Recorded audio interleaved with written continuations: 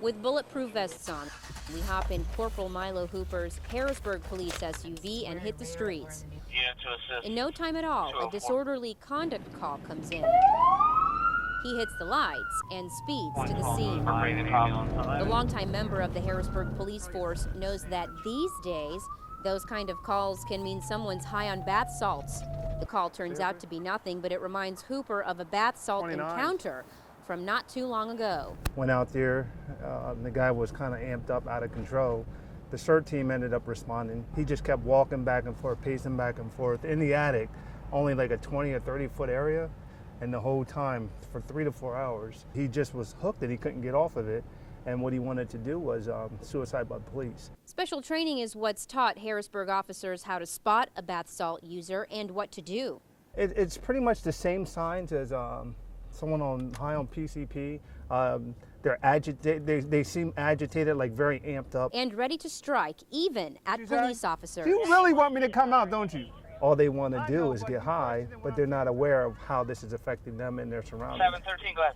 When these officers come up to you and tell you about their stories about people high on bath salts, what's your reaction to all that?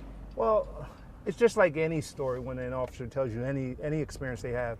Your first reaction is to start to evaluate what you're hearing and to use it to your own experiences and try to learn from anything they have done or haven't done. Ads selling bath salts in the local paper make it tougher for police. Even though the synthetic drug is banned in Pennsylvania, people have found ways to create loopholes and sell them by changing the formula.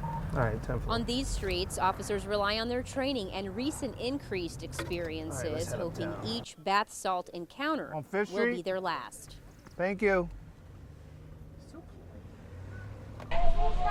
It looks pretty bad, though. Looks pretty bad. Dispatched here today about 2:45 this afternoon, 200 block of Walnut Street for a structure fire. First thing I thought of was the whole block was going up. Working fire, it actually involved 4 homes. These houses are pretty well connected. 3 which are vacant, 1 which is occupied. Firefighters actually got their attention and they were able to leave the home on their own. For like the last 30 minutes, they've been pulling in more and more fire trucks. They tell me it's a 3-alarm fire. And that's mainly for manpower to help put the fire out. Saw more firefighters and smelt it a lot stronger. Very hot day here today. There was a lot of smoke. We're trying to rehab people, get them out, get them rehydrated, let them cool down.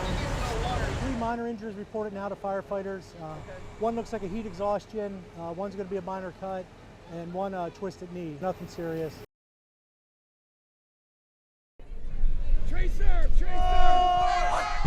Football Friday. To show team spirit, many students at tonight's Central Dauphin High School game painted something on their faces, even though they know this year it's not allowed. I didn't think it was that big of a deal, really. Like, you can still see who I am. Ashley Betts and her friends are breaking the rules to support her brother, number 32, Mike Betts. I understand some of it because some people go crazy, but I mean, it's not really a big deal if you're not doing anything wrong. I think it's not the greatest rule because even coming to these games, I never saw anybody completely covered that you couldn't tell who they are.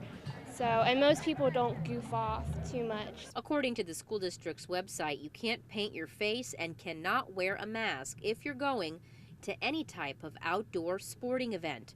But you can paint your arms, legs, and shirt. One dad is throwing out a penalty flag on this new rule. You see college football and you see a lot of other schools out there where, the kids really enjoy it. That's how they express themselves off the field to support the team. And I'm a little disappointed that we're not going to see that this year. Twitter, it's Swala at YCP. Shannon and Alexia are juniors at York College. On the outside, these friends look like your normal students, but on the inside, it's a constant struggle. For Shannon, it's depression. For Alexia, depression and an eating disorder. When you're in that state of mind and when you're just in the midst of all that darkness, you feel so very alone. Finally, like Shannon, getting help for both, doing much more successfully with ending the self-injury than the eating disorders, but every day is a new day, and I try to keep that in mind. The 2 girls were in high school dealing with a lot. That's when they got help. Scars aren't always visible, and a lot of it is emotional scarring too. So it's shocking how widespread these issues are, and it's scary, and it definitely is a call to action. These 2 friends answered that call. Last fall, they started the To Write Love on Her Arms student chapter at York College. The group helps people who may be thinking about suicide. They're not counselors, but they have a very long list of resources. And like this group on campus is so great because we're saying like, hey, you're not alone. Like, look, there's all of us here. We all care. We all love you. Like, you're important to us. Recovering from their own pain, Shannon and Alexia now hope you let To Write Love on Her Arms help ease yours. Hey son, want a peanut butter sandwich? Tom's heard of it, but when it comes to his son, he won't let him use Vine. Probably not, knowing what the app is and the potential for what it can do and people that can, in fact, prey on that. Vine lets you post video. Clips are 6 seconds long, shareable on Twitter and Facebook. There are no privacy settings, which bothers Linglestown Middle School principal David Wright, who is trying to keep his students safe. The problem was they were putting things out there in a public eye that anybody could see and anybody could do anything with. The rules say you have to keep your cell turned off and inside your locker here at Linglestown Middle, but some kids do break the rules. He says the issue isn't using cell phones at school, it's about using that app. It's almost like holding up a sign for a predator and saying, here I am, here's where I go to school, this is my name, this is what I look like, come find me. Earlier this year, Vine added a 17 and over rating saying that the app contains age-restricted material. The change came after users uploaded pornographic clips. But even though the rules now say you have to be 17 years or older to use the app, there are ways to get around that.